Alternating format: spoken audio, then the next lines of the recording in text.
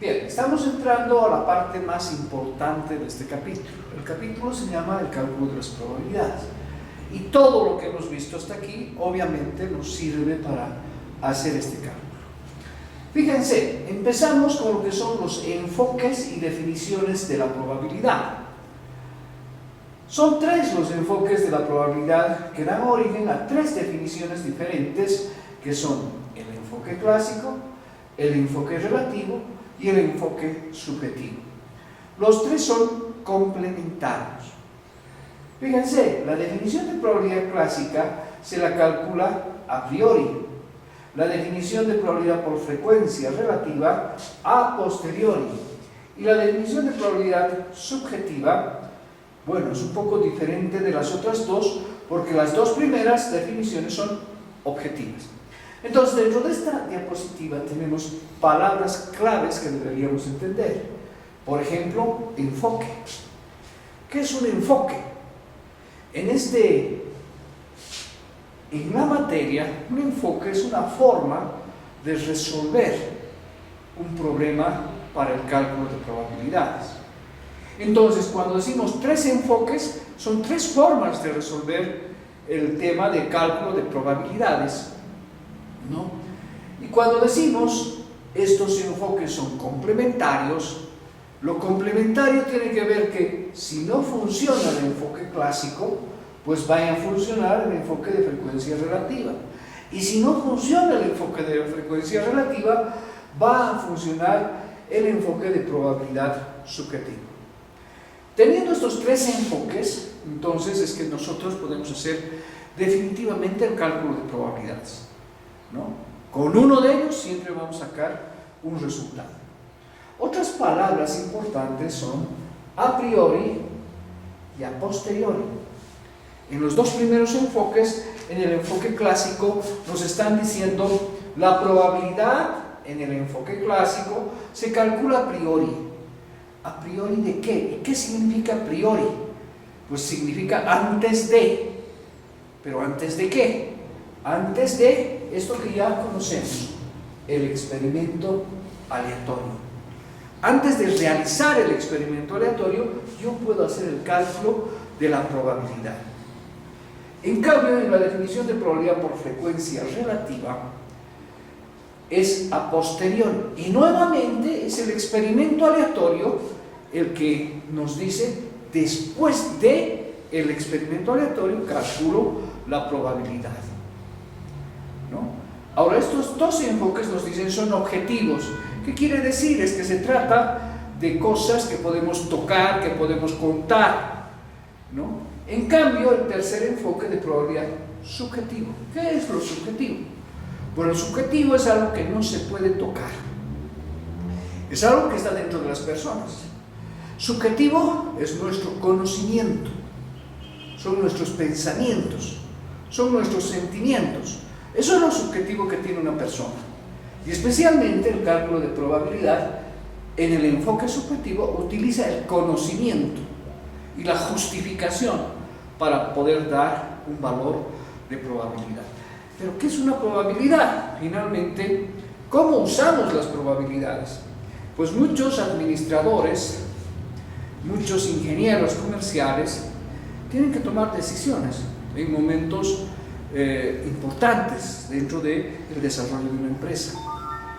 Entonces, si nosotros tenemos que decidir sobre vender un producto en el mercado, pongamos, vamos a vender Coca-Colas y bueno, nos dicen, señor gerente, usted tiene que dar las órdenes para que mañana los camiones salgan a hacer la comercialización en el mercado. Bueno, el gerente, obviamente, va a decidir cuántos camiones van a ir, ¿no? Él sabe cuánto producto tiene en la empresa y él tendría que saber y tener una idea de cuántas personas van a comprar la Coca-Cola, porque si no, es un costo el trasladar los productos a un lugar donde el producto no va a ser vendido. esas decisiones nosotros las solucionamos con el cálculo de la probabilidad. Cuando nos dan un valor y una probabilidad de venta de un producto, nosotros tomamos la decisión más certera, ¿no es cierto? Si nos dicen hay un 80% de comercialización de la Coca-Cola en la fiesta de la Facultad de Economía, por ejemplo, pues entonces mando por la cantidad, cuántos son los que van a estar en la fiesta, y mandamos la cantidad de Coca-Cola para que consuman allá, ¿no es cierto?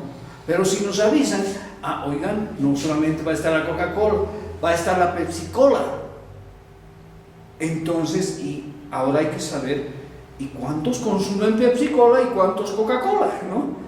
Y por experiencia ya, un gerente que ya ha tenido la experiencia, ya ha hecho la comercialización en esa situación, pues tiene una idea de cuánto va a vender.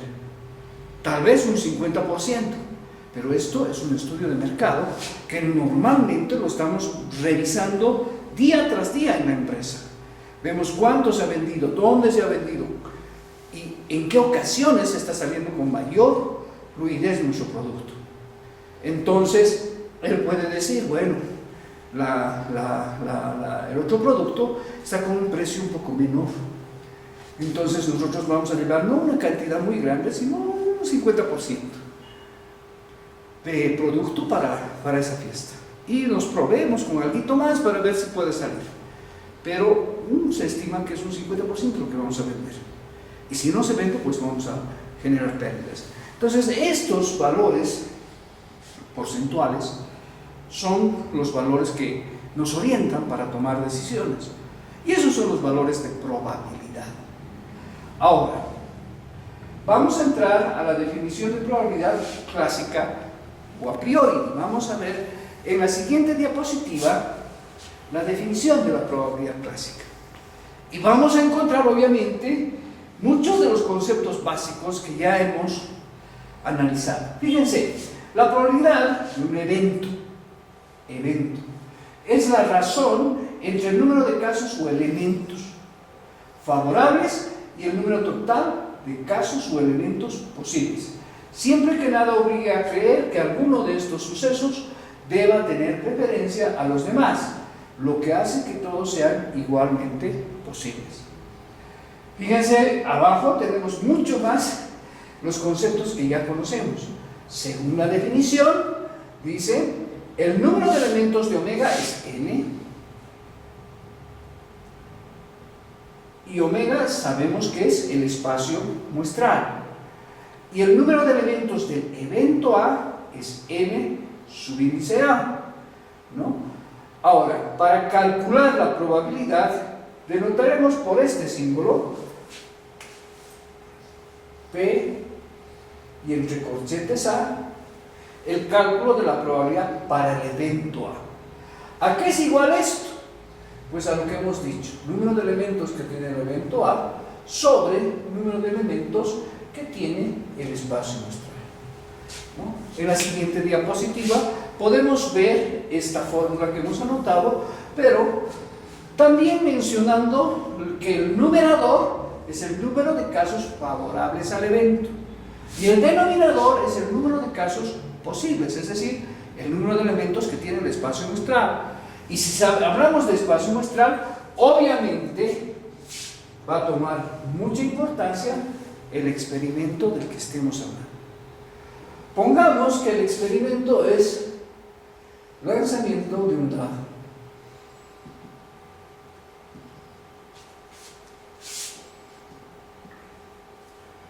Entonces, fíjense, para esta fórmula necesitamos y sabemos que se calcula probabilidad para los eventos.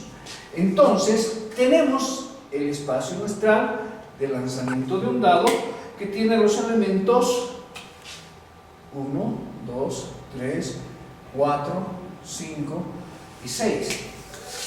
¿No? Entonces, fíjense, a esto yo le voy a generar ahora un evento, el evento A, que siempre está relacionado con el experimento. Si es el lanzamiento de un dado, y hay que especificar que es una sola ¿ves? Y ese es su espacio muestral. Entonces el evento podría ser sacar números pares.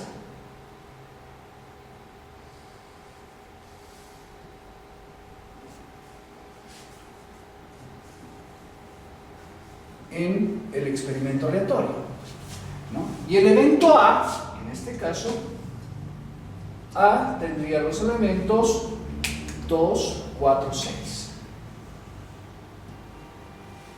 Ahora tenemos ya los conjuntos necesarios para hacer el cálculo, que tenemos que ver el número de elementos que tiene omega y el número de elementos que tiene el evento A. Con estos datos vamos a hacer el cálculo de probabilidad aplicando la fórmula. Entonces omega tiene 6 elementos y A tiene 3 elementos. Por lo tanto, para este evento A, que sabemos que es sacar números pares, el resultado sería la división de 3 sobre 6. 3 sextos. Esta es una forma de expresar la probabilidad de manera exacta. Obviamente 3 sextos, si lo simplificamos, es medio. Y esto es igual a 0,5 igual al 50%. Entonces, las probabilidades las podemos anotar como quebrados, como decimales o como porcentajes, ¿no? Esto es. Fijémonos algunas observaciones dentro de este ejercicio. Las observaciones en la diapositiva nos dicen la probabilidad de un evento cualquiera A está comprendido entre 0 y 1. Bueno, el valor que hemos sacado aquí es 0,5. Y fíjense, si el número de elementos del espacio muestral, que es el conjunto más grande de resultados del experimento, está del denominador, un evento es un subconjunto de este espacio muestral. El numerador es el subconjunto. Por lo tanto, este numerador jamás va a ser más grande que su denominador. Lo más grande que puede crecer un evento es al tamaño de su espacio muestral. Entonces, si podríamos decir cuál es la probabilidad de sacar 1, 2, 3, 4, 5, 6 en el lanzamiento de un dado, es como decir la probabilidad del evento, vamos a llamarlo C, sacar los valores, sacar 1, 2, 3, 4, 5, 6 en E, ¿a qué sería igual? Entonces la probabilidad para el evento C, que este es el evento más grande que se podría armar dentro de este experimento, sería 6 dividido entre 6. Y fíjense, esto es igual a 1. Y ese es el valor máximo de probabilidad que podemos calcular. El evento jamás puede sobrepasar el tamaño de su espacio muestral. Por eso decimos que la probabilidad se mueve entre 0 y 1. El límite superior es este. Cuando la probabilidad, fíjense en las observaciones, la probabilidad puede ser igual a 0. Si el evento A es imposible. Bueno, pongámonos que hemos enloquecido un poco y estamos preguntando cuál es la probabilidad de sacar 7 en el lanzamiento de un dado. Pues el valor 7 no existe en el espacio muestral. Ese es un evento imposible. Y para ese su probabilidad va a ser 0. ¿Por qué? Porque obviamente si el evento, que lo vamos a llamar B, va a ser sacar 7 en E,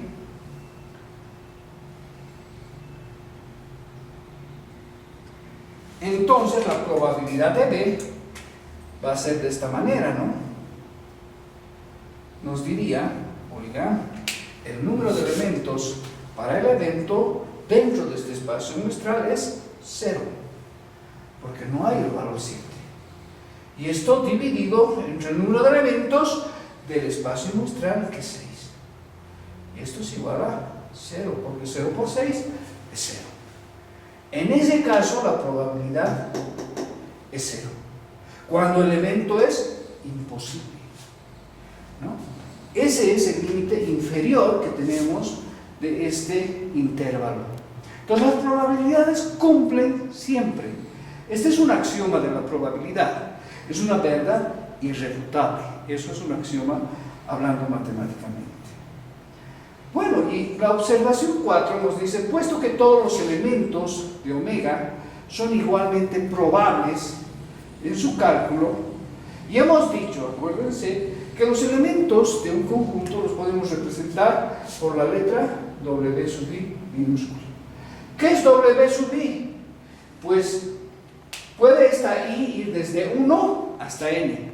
Pero en este caso, por ejemplo, para este espacio muestral, la I iría desde 1 hasta 6. ¿No? Podríamos hablar algebraicamente este espacio muestral de manera algebraica de la siguiente forma.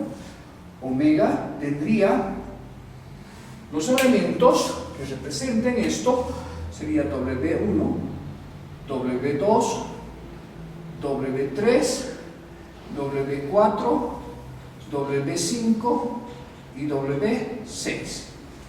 ¿No? Estos serían los elementos presentados de una manera algebraica. ¿No?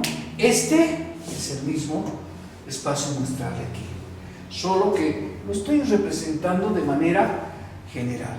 Entonces, fíjense, aquí hay una fórmula que nos dice la probabilidad de un elemento del espacio muestral es 1 sobre n, y es lógico dentro de este esquema, ¿no? Si hablamos cuál es la probabilidad de W1 dentro de este ejemplo, cuál es la probabilidad de W1, es como decir cuál es la probabilidad de que saquemos 1 en el lanzamiento de un dado, y esto sería 1 sobre el total de elementos que tiene el espacio muestral, que vendría a ser 6, un sexto, ¿no? Igual podríamos decir cuál es la probabilidad de W6. Entonces, ¿qué quiere decir esto? Estamos hablando del elemento, ¿cuál es la probabilidad de sacar el número 6 dentro del lanzamiento de un dado? Y sabemos que es un elemento de 6. También es un sexto. Y como sabemos y hemos visto, todas estas probabilidades y los elementos del espacio muestral tienen la misma probabilidad de ser seleccionados. Esto da origen en la siguiente diapositiva a otra fórmula de cálculo de probabilidad. Fíjense. Entonces, la sumatoria de las probabilidades de los elementos del espacio muestral va a ser igual a 1. Ya hemos visto, si nosotros hacemos la división de 6 entre 6, esto da igual a 1. Es que aquí el tamaño del evento está al tamaño del espacio muestral, por eso decimos la probabilidad del espacio muestral es igual a 1. Y si calculamos la probabilidad de un evento A, pero usando esta fórmula, podemos decir que la probabilidad del evento A es igual a la sumatoria de las probabilidades individuales de los elementos que pertenecen al evento A. Entonces, este cálculo de un medio, yo puedo también realizarlo de otra manera. Entonces, con este espacio que tenemos aquí podemos ver, ya hemos visto la probabilidad para el elemento 1 y para el elemento 6. Nos concentremos en estos elementos del elemento A. ¿Cuál es la probabilidad para W2? Que es un elemento que pertenece al evento A. ¿Cuál es la probabilidad de W4? Que es un elemento que pertenece al evento A. Y tenemos cuál es la probabilidad de 6, que tenemos calculado aquí abajo. Entonces, aplicando esta fórmula que hemos visto anteriormente, esto es como decir cuál es la probabilidad de sacar el elemento 2. Y esto sabemos que es un sexto. ¿Cuál es la probabilidad de sacar el elemento 4?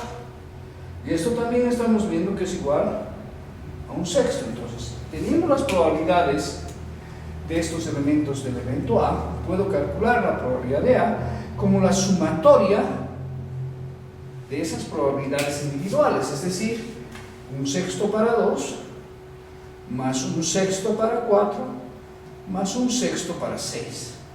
Y esto nos daría 3 sextos, que simplificado es igual a un medio, y esto es igual a 0,5, y esto es igual al 50%, que es lo mismo que habíamos calculado aquí y aquí,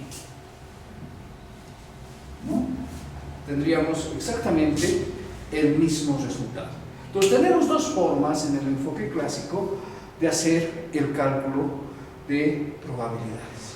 Bien, entonces vamos a ver el ejemplo que tiene que ver con este enfoque y la definición de probabilidad del enfoque clásico, ¿no? Estamos hablando de un evento, de este ejercicio en realidad. Nos dice, si se lanza una moneda 3 veces, calcular la probabilidad de que ocurran, inciso A, 2 caras, inciso B, al menos 2 caras, inciso C, a lo más 2 caras. Entonces, para poder resolver esto, primero establecemos el espacio muestral para este experimento aleatorio compuesto, ¿no? Se entiende que está compuesto por los 3 lanzamientos de la moneda. Vamos a ver nomás en pizarra, aunque en diapositiva tenemos también ya el espacio muestral. Fíjense, ahí está. El cálculo del número de elementos del espacio muestral sería 2 elevado al cubo, ¿no? Son 3 lanzamientos, entonces tenemos 8 elementos.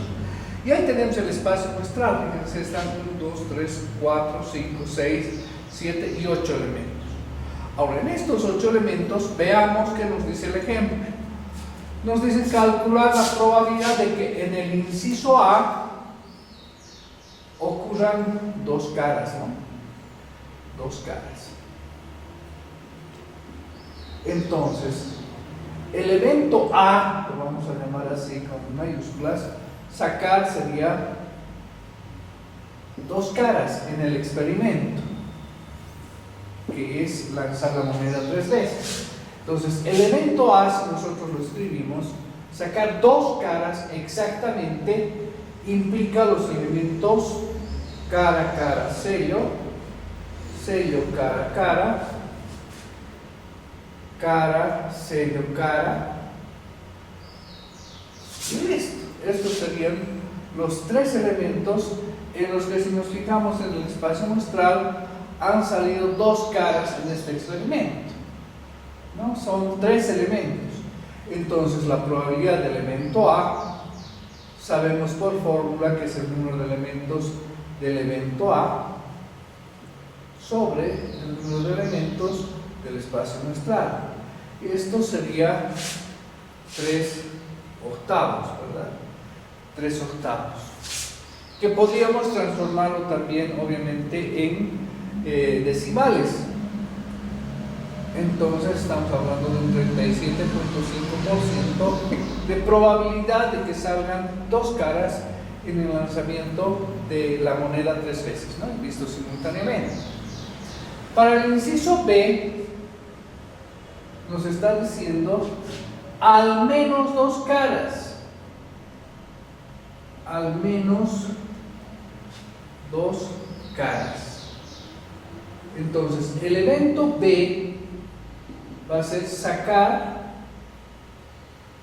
y nos veremos al menos 2 caras en el experimento aleatorio, que tenemos que determinar qué elementos tiene el evento B y qué significa al menos 2 caras, qué probabilidad estamos calculando. Entonces, al menos 2 caras quiere decir desde 2 caras a más. Entonces, todos estos elementos que hemos determinado en el evento A entran en este evento, ¿no? Cara, cara, sello, sello, cara, cara, cara, sello, cara. Para empezar, esos 3 elementos tienen al menos 2 caras, pero hay otro elemento que también al menos tiene 2 caras, tiene 3, ¿no? Ese sería el evento B. Entonces, la probabilidad para el evento B sería igual al número de elementos de B sobre el número de elementos de A, ¿no? Y esto sería igual, en este caso, a 4 octavos, que esto es 0,5, igual al 50% de probabilidad, que sería para el inciso B. Y en el inciso C nos dice a lo más 2 caras, ¿no? Entonces, el inciso C y el evento C, vamos a poner que va a ser sacar a lo más dos caras, ¿no?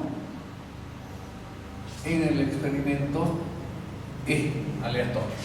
Entonces, ¿cuál sería el evento C? ¿Y qué estamos entendiendo? Entonces, sacar a lo máximo dos caras.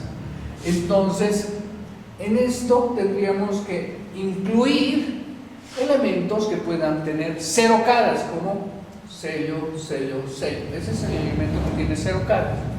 Luego los que tienen una cara, es decir, cara, sello, sello, sello, cara, sello, y sello, sello, cara. Esos son los elementos que vamos a sacar en este espacio mostrado. Y máximo dos caras, los que ya conocemos, es decir, cara, cara, sello, cara, sello, cara, y sello, cara, cara. Ese sería el total de elementos que tendría el evento C. Si contamos 1, 2, 3, 4, 5, 6, 7. Entonces la probabilidad para el evento C es el número de elementos de C dividido entre el número de elementos de omega. Y sabemos que omega tiene 8, ¿no? Entonces 7, 8, 75, ¿no? Entonces esto es igual a un 87.5% de probabilidad de que saquemos a lo más dos caras en el experimento de lanzar una moneda 3 veces y registrarlas simultáneamente. Entonces entramos a otro enfoque de la probabilidad. Este otro enfoque es definición de probabilidad por frecuencia relativa. Entonces, ¿en qué se diferencia, habíamos dicho, este cálculo de probabilidades en frecuencia relativa del otro cálculo que es el enfoque clásico? Una principal diferencia es que en el enfoque clásico queremos calcular la probabilidad antes de que ocurra el evento. En cambio, en el evento, en este enfoque, de probabilidad de frecuencia relativa, el cálculo lo hacemos después que haya realizado el experimento. Entonces se trata de contar cuántos resultados han salido favorables al evento que nosotros estamos considerando. Y esto obviamente tendríamos que dividirlo entre el total de experimentos que hemos realizado, ¿no? Entonces, si un experimento bien definido se repite n veces, a esto le llamamos la n grande, sea n de a menor a n, ¿no? El número de veces que el experimento A ocurre en los n ensayos. Entonces, la frecuencia relativa de veces que ocurre el evento A va a ser NA sobre N. Y es la estimación de probabilidad de que ocurra el evento A.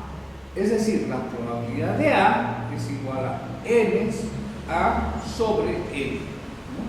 Pues aquí estamos hablando de experimentos. Ya no estamos hablando de eventos, sino de experimentos. Cuando yo realizo una encuesta, por ejemplo, ¿cuántas encuestas voy a hacer en total? Por decir 10.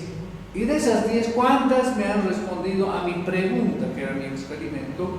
Usted desea una Coca-Cola, y me han dicho que sí. El evento A es que sí me han aceptado esto. Entonces ese es el número de elementos. De esos 10 podrían ser 5, ¿no? 5 que me han dicho que sí. Entonces el número de elementos o de experimentos que tienen la respuesta sí son 5. Sobre el total de experimentos realizados, que son 10, serían 5 sobre 10, o un medio, o 50% de la gente va a comprar esa Coca-Cola. Además, la estimación de la probabilidad por frecuencia relativa de un experimento A se acerca a la verdadera probabilidad de un evento cuando n aumenta indefinidamente, es decir, la probabilidad del evento A es igual al límite de n con tendencia a infinito de la división NA sobre n, es decir, estamos mostrando esta fórmula. ¿De qué estamos hablando en este caso? Fíjense, lo cual en la práctica no es posible. Y lo que se hace es buscar una estimación máxima para la probabilidad de A, basados obviamente en la n grande, que es la n del denominador. Entonces, las observaciones, fíjense, tenemos la frecuencia relativa de un evento A está siempre comprendida entre los valores 0 y 1. Es decir, jamás va a poder ser la probabilidad negativa y jamás va a poder ser mayor a 1. No importa que sea el enfoque de frecuencia relativa. Siempre estamos dividiendo el total de experimentos que corresponden a una característica seleccionada sobre el total de experimentos realizados. Siempre va a ser un valor menor sobre el valor mayor, ¿no? Y ese valor menor no va a poder superar el valor mayor que tiene en su denominador. Por lo tanto, la probabilidad se va a mover entre 0 y 1. 2. Cuando nosotros dividamos el número n sub a sobre n, va a ser igual a 0. ¿En qué caso? En el caso de que este NA no se observe, ¿no? Sí, solo sí, en las repeticiones del experimento A no ocurre. Es decir, ¿cuántos han aprobado este año? 0. Entonces 0 entre 100, por ejemplo, que es los años de este año, sería 0, ¿no? Ese es el caso del que estamos mostrando la segunda observación.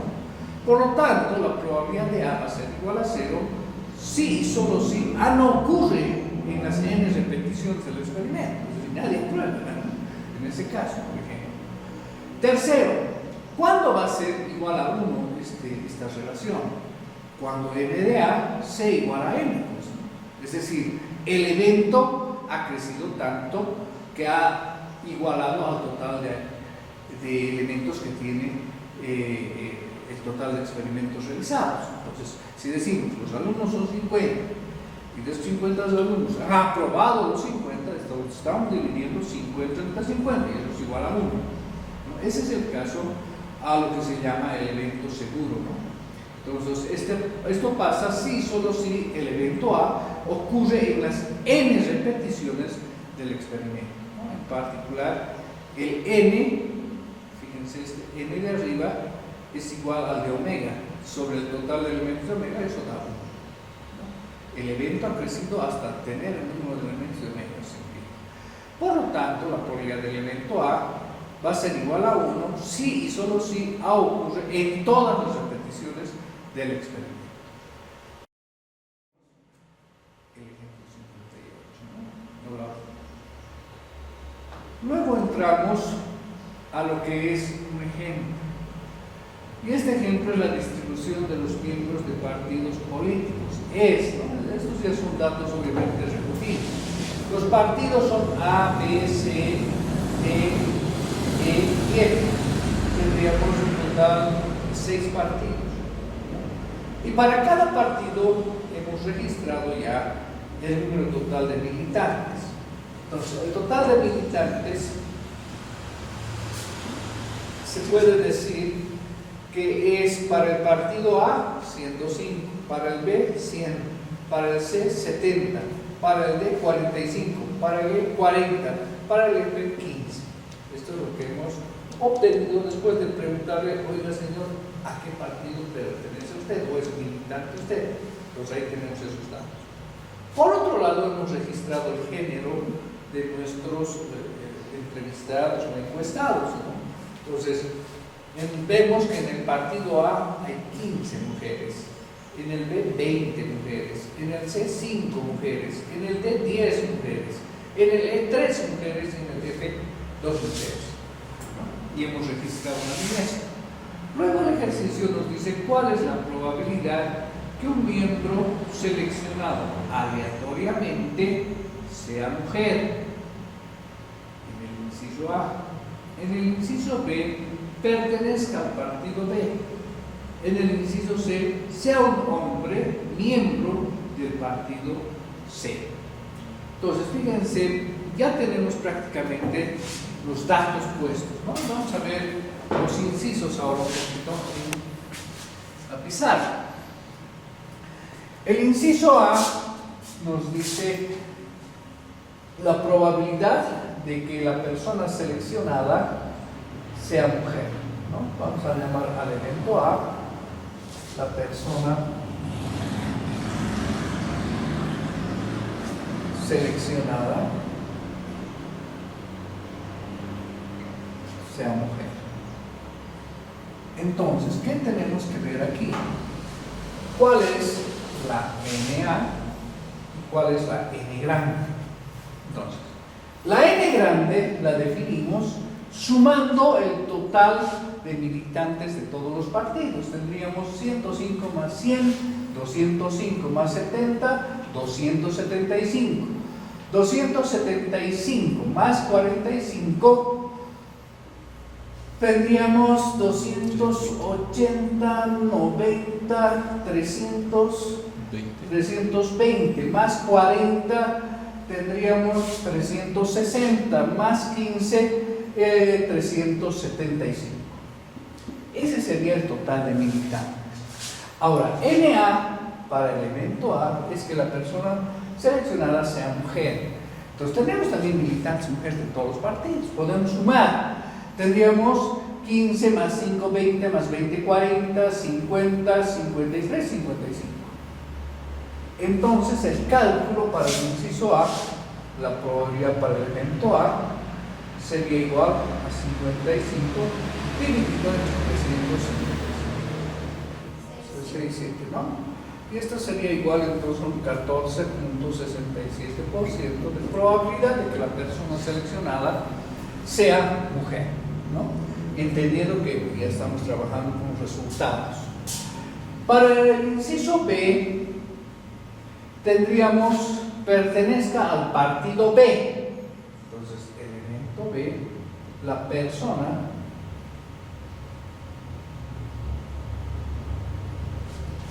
seleccionada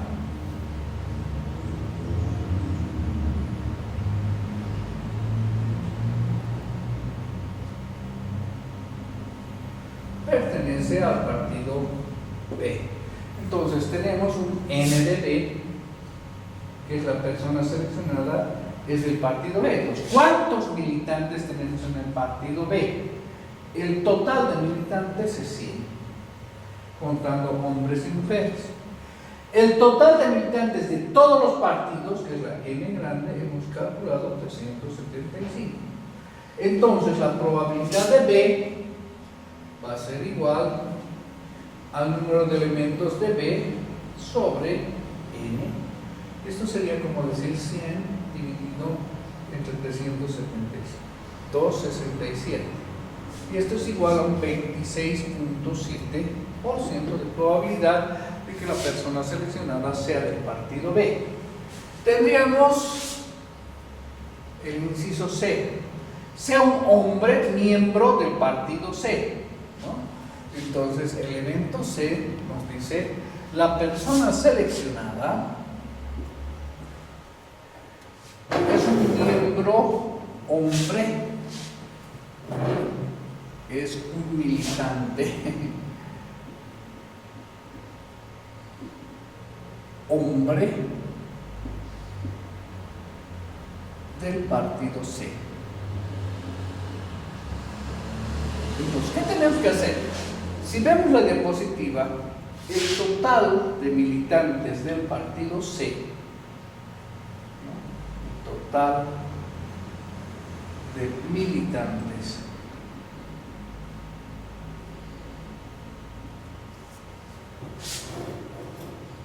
del partido C es igual a 70, ¿no? Ahora, el total de militantes, pero mujeres, de ese partido, en el C son 5, ¿no? El partido C es igual a 5. ¿Qué quiere decir? Que el total de militantes hombres va a ser un total de 65 personas. Entonces la probabilidad de C va a ser N de C sobre N. Entonces, el número de hombres del partido C sabemos que son 65 dividido entre 375, que es el total de experimentos, 0,173. Esto sería un 17.3% de probabilidad de seleccionar un varón del partido C, ¿no? esa sería la resolución del ejercicio. Entramos a la definición de probabilidad subjetiva. Entonces, para entrar a esta definición, ya hemos dicho anteriormente, son 3 los enfoques de probabilidad. Pero ¿qué es lo subjetivo? Lo subjetivo es algo que no es material. Hemos dicho que es lo que está en el interior de las personas. Es decir, cuando yo hago la encuesta y quiero preguntar, ¿usted desea una Coca-Cola? Yo al mirar a la persona físicamente no puedo identificar su deseo de querer o no comprarse esta Coca-Cola. ¿Qué tengo que hacer para saber? Pues obviamente tengo que realizar el experimento y preguntarle a ella. Y ella recién me va a decir si quiero, ¿no es cierto? Entonces, la probabilidad subjetiva está un poco relacionada con esto, que tiene que ver con algo que no se toca, no es material. Entonces, si nosotros tenemos un experimento determinado, la probabilidad de un evento A es el grado de creencia asignado a la ocurrencia de este evento por un individuo particular, basado en toda la evidencia a su disposición con las siguientes exigencias. Entonces, fíjense, en el enfoque clásico hemos dicho, el cálculo se lo realiza a priori, en el de frecuencia relativa a posteriori, y en este caso nuevamente es a priori, o sea, antes de preguntarle, yo quiero obtener un cálculo de probabilidad, ¿no? Esa es la realidad. ¿Cómo calculo una probabilidad subjetiva? Pues la calculo en base a las siguientes exigencias. Las exigencias ya las conocemos, son las mismas para la probabilidad. La primera exigencia dice la probabilidad de A va a ser 0 y representa la certeza de que este evento no va a ocurrir, es decir, no va a realizarse, ¿no? La segunda es la probabilidad de A es igual a 1 y esa es la certeza de que el evento A va a ocurrir. Y tercero, la probabilidad de A puede ser un valor siempre entre 0 y 1, no negativo ni mayor a 1, y representa el grado de certeza de que el evento A va a ocurrir para el investigador, ¿no? La probabilidad subjetiva de un mismo experimento cambia de un sujeto a otro debido a su nivel de conocimiento respecto al experimento que se analice.